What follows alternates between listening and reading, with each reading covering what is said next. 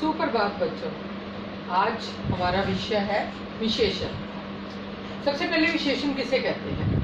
जो शब्द संज्ञा और सर्वनाम की विशेषता बतलाते हैं।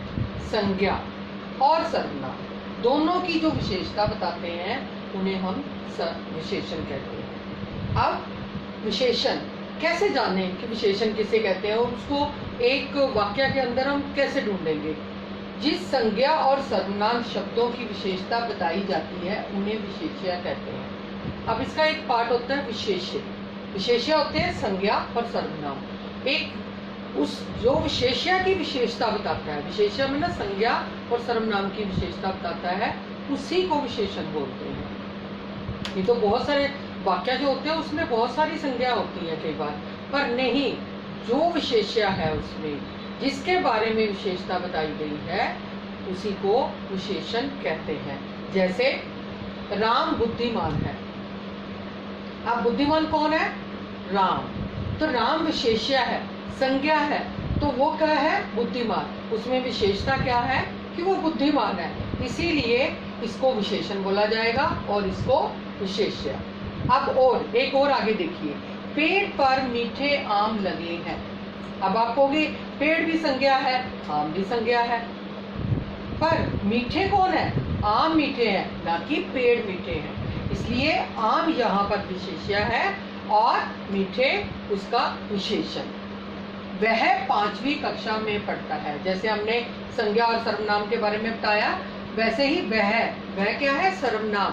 वह कोई लड़का है, वह 5वीं कक्षा में पढ़ता है, तो 5वीं कक्षा उसका जो है विशेषण है और वह उसकी सर्वनाम है। अब इसके भेद, अब इसके 4 भेद हैं। पहले तो गुणवाचक, सबसे पहले गुणवाचक आता है, जिसके नाम से पता चलता है कि व्यक्ति के गुण दोष के बारे में पता चलना। जो गुण और दोष उसकी विशेषता बताते हैं उसको हम गुणवाचक कहते हैं। जैसे जो विशेष्य में ना संज्ञा और सर्वनाम के गुण, दोष, आकार, प्रकार, रंग, रूप, काल, दशा आदि के बारे में बताते हैं, उसको हम गुणवाचक विशेषण कहते हैं। गुण दोष में ना अच्छा बुरा, आकार प्रकार में ना मोटा है, पतला है, चपटा है, त्रिकोणा है, कैसा आकार है, रंग रूप कैसा है, काला है, सांवला है, हरा है, पीला है, नीला है, कोई भी रंग, जो भी रंग उसमें आते हैं। उसके बाद काल में ना पुराना, नया, नवीन, पुरातन, ये काल। उसके बाद दशा कैसी है उसकी, अवस्था कैसी है उसकी, वो धनवान है, कमजोर है, स्वस्थ है, कैसा, ये सब चीजें जो है गुणवाचक विशेषण में पाई जाती है। उसके बाद परिमाणवाचक का मतलब ही क्या है? मात्रा में जिसको हम तोल सके, नाप सके उसको। तो मात्रा जो विशेष्य का नाप तोल का बोध कराए। विशेष्य में ना संज्ञा और सर्वनाम का नाप बताए और उसको तोलने में हमें पता चले कि उसकी मात्रा कितनी है। जैसे इसमें भी 2 पार्ट हैं। परिमाणवाचक के 2 पार्ट हैं आगे, एक निश्चित परिमाणवाचक, एक अनिश्चित। निश्चित में क्या है? मैंने 2 किलो आटा लिया। अब ये निश्चित है, पक्का है कि आपने 2 किलो ही आटा लिया, ना ज्यादा ना कम, तो हमें इसकी मात्रा का पता है। तो ये निश्चित परिमाणवाचक विशेषण हुआ। अब है अनिश्चित परिमाणवाचक, मुझे थोड़ा दूध देना।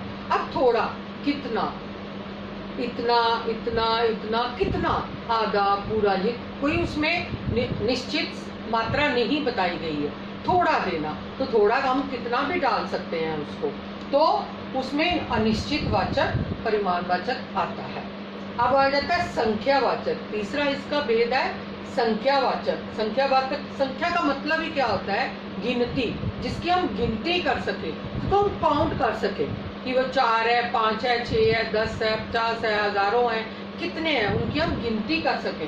तो जो विशेष्य की गणना और संख्या का बोध कराए। विशेष्य में ना संज्ञा और सर्वनाम, ये मैं बार बार इसलिए आपको बता रही हूँ ताकि जब भी आपको विशेष्य का और विशेषण का क्वेश्चन अलग अलग करने के लिए आए कि विशेषण क्या और विशेष्य है, तो आपको पता होना चाहिए वो संज्ञा और सर्वनाम ही हो सकते हैं। इसके भी दो पार्ट हैं आगे संख्यावाचक के, वो भी निश्चित और अनिश्चित। निश्चित में ना पक्का कि कितनी संख्या है, 3 घोड़े भाग रहे हैं, 3 गिनती किया कि 3 घोड़े ही भाग रहे हैं, इससे ज्यादा नहीं है, इससे कम भी नहीं है। कक्षा में 40 बच्चे पढ़ते हैं तो हमें पता है 40 ही है, ना कम है ना ज्यादा, निश्चित है। हमें जब कभी पूछा जाता है कि कितने लोग बैठे हैं, हम कहते हैं 5 लोग बैठे हैं, तो हमें पता है कि कितने लोग हैं, 5 लोग बैठे हैं, ना इससे ज्यादा है ना इससे कम है, तो निश्चित संख्या है जिसको हमने काउंट करके बता दिया। अब अनिश्चित संख्यावाचक, अनिश्चित में जिसमें हम काउंट नहीं कर सकते, हम देखें हाँ कुछ लोग बैठे हैं, जिसको हम काउंट नहीं करा, अंदाजा लगाते कि कुछ लोग बैठे हैं, थोड़े लोग बैठे हैं, जिनको हम काउंट तो कर सकते हैं बट हम उसका अंदाजा लगा के बता रहे हैं, तो वो अनिश्चित होता है। जैसे मेरी जेब में कुछ पैसे हैं, अब आपसे पूछे आपकी जेब में कितने पैसे हैं, आप कहते हैं हाँ कुछ पैसे तो है मेरी जेब में। यदि हमें पता हो हमारी जेब में 2000 है, हमारी जेब में 50 रुपए है, तो वो निश्चित है। यदि हमें ये है कि हमारी जेब में कुछ पैसे हैं, तो वो अनिश्चित संख्यावाचक, जिसकी गिनती तो की जा सकती है पर वो निश्चित है, हमें मालूम नहीं है कितने हैं, कुछ है ज्यादा है कितने हैं, तो वो अनिश्चित संख्यावाचक में चले जाते हैं। आगे एक और है नंबर 4 सार्वनामिक वाचक।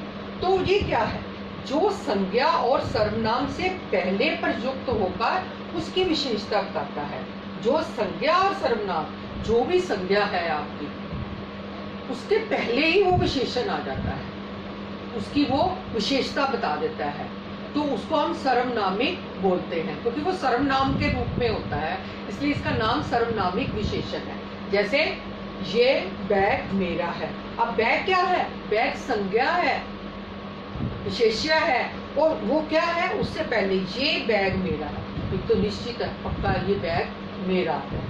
उसके बाद हम कहते हैं कोई लड़का चिल्ला रहा है, अब लड़का क्या है, संज्ञा है, संज्ञा से पहले कोई आ गया, और कोई क्या है, सर्वनाम है, इसीलिए इसको सर्वनामिक विशेषण बोलते हैं। सर्वनामिक विशेषण के भी 2 प्रकार हैं, निश्चित और अनिश्चित। ये आपने शायद पहली बार पढ़ा होगा। निश्चित कैसे, ये बैग मेरा है, ये निश्चित है। कई बार क्या होता है आपके पेपर में सर्वनामिक भी वो विशेषण पूछ लेते हैं कि वो निश्चित है अनिश्चित है। यदि वो ये बैग मेरा है तो ये बैग पक्का निश्चित है कि मेरा ही है, तो ये निश्चित सर्वनामिक हो गया। अब ये अनिश्चित, कोई लड़का चिल्ला रहा है, कोई हमें मालूम नहीं है, लड़का तो है पर कोई लड़का चिल्ला रहा है, हमें मालूम नहीं है, अनिश्चित है, पक्का नहीं है कोई लड़का कौन है बाहर को, इसका हमें नाम नहीं पता, तो ये अनिश्चित सर्वनामिक विशेषण कहलाता है। अब एक 5वां विशेषण भी आता है, प्रविशेषण। प्रविशेषण क्या है, कुछ शब्द विशेषणों की भी विशेषता बताते हैं। विशेषण तो है उसमें, उसके बाद भी उसकी विशेषता बता रहा है। वह बहुत ईमानदार है, यदि आज ये वह ईमानदार है तो गुणवाचक है। यदि आज ये वह बहुत ईमानदार है, अब बहुत कम ज्यादा ये क्या है, ये भी गुणवाचक में आता है, तो ये संख्यावाचक में बहुत कम, तो ये क्या हो गया, बहुत ईमानदार, ये भी विशेषण है, तो विशेषण से पहले भी विशेषण लगा हुआ है, विशेषण के बाद भी विशेषण है, तो यहाँ पर 2 विशेषण आ रहे हैं, 2 के 3 भी आ जाते हैं, विशेषण के विशेषण भी आते हैं, तो ये क्या है, प्रविशेषण। इसको क्या बोलते हैं, प्रविशेषण। वह एक महान पराक्रमी नेता है, वह एक महान पराक्रमी, अब एक भी विशेषण है, महान भी विशेषण है, पराक्रमी भी विशेषण है, तो ये तीनों विशेषण है, ये इसके ऊपर आया, ये इसके ऊपर आया, तो इसको क्या कहते हैं, प्रविशेषण। जो शब्द विशेषता, विशेषणों की भी विशेषता बताते हैं, उसको हम प्रविशेषण कहते हैं। तो आज का जो हमारा चैप्टर था वो था विशेषण। संज्ञा और सर्वनाम की जो विशेषता बतलाते हैं शब्द, वो विशेषण कहलाते हैं, और जो संज्ञा और सर्वनाम की विशेषता जिसमें पाई जाती है वो विशेष्य कहलाते हैं। विशेषण जो है 5 प्रकार के हैं। गुणवाचक, जिसमें गुण, दोष, आकार और काल और दशा के बारे में पता चलता है। परिमाणवाचक विशेषण, जिसमें मात्रा का, जिसको हम नाप सकते हैं, तोल सकते हैं, उसका पता चलता है, जिसमें निश्चित और अनिश्चित होते हैं। संख्यावाचक, जिसकी गिनती, काउंटिंग की जा सकती है, जिसको हम गिन सकते हैं, वो संख्यावाचक विशेषण होते हैं। सार्वनामिक, जो संज्ञा से पहले या सर्वनाम से पहले आ जाते हैं, उनको हम सार्वनामिक विशेषण बोलते हैं। प्रविशेषण, जो विशेषणों की भी विशेषता बताते हैं, उसको हम प्रविशेषण बोलते हैं। आशा करती हूँ अब सबको मेरा ये जो विशेषण चैप्टर है बड़े अच्छे से समझ में आया होगा, और ये भी आशा करती हूँ कि सब बच्चे इसको लाइक करेंगे, सब्सक्राइब करेंगे, शेयर करेंगे और बेल बजाकर यूट्यूब चैनल पर मुझे सब्सक्राइब जरूर करेंगे। धन्यवाद।